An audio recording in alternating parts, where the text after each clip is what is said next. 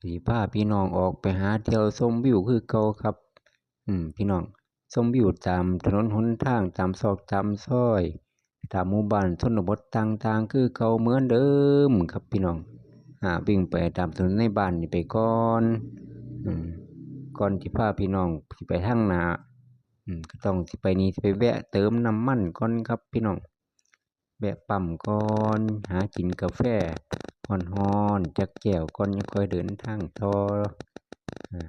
พาพี่น้องไปหาเที่ยวชมวิวตามธรรมชาติในเขตหมู่บ้านนั้นหมู่บ้านนี้ในเขตพื้นที่ต่างๆเพื่อมาทำเป็นคลิปวิดีโอ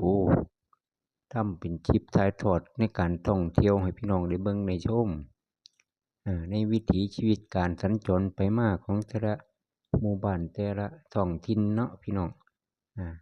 ก็ขับรถออกมาฮอดถึงถนนใหญ่แล้วเลี้ยวซ้ายเพื่อว่าสิแวะเข้าไปที่ปั๊มเนาะพี่น้องปั๊มน้ำมันแวะเข้าไป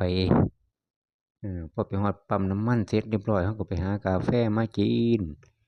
จักแก้วจิบกาแฟฮ้อนๆก่อนจังค่อยเดินทางต่อไปเรื่อยๆสิไปทางถนนหนทางแห่งหนตำบลใดเราก็ต้องแวะไปเพิ่มพลังก่อนพี่น้องรถก็ต้องได้ไปเติมน้ำมันคนก็ไปหาจิบกินกาแฟฮ้อนๆแก้ง่วงเนาะพี่น้องเมื่อกินกาแฟเรียบร้อยเราก็ยังค่อยเดินทางไปอีกแวะเข้าปั๊มน้ำมันก่อนพี่น้องเอ้ยแวะเข้ามาฮอดปั๊มฮอดสถานที่แล้วเราก็จังค่อยหากินกาแฟฮ้อนๆจักแก้วเรียบร้อยก็จังค่อยเดินทางต่อแต่ละคลิปแต่ละ EP แต่ละในการทำคลิปทำวิดีโอพี่น้องเบิ่งพี่น้องชมจังค่อยเบิ่งกันไปคลิปหน้าครับผมพี่น้อง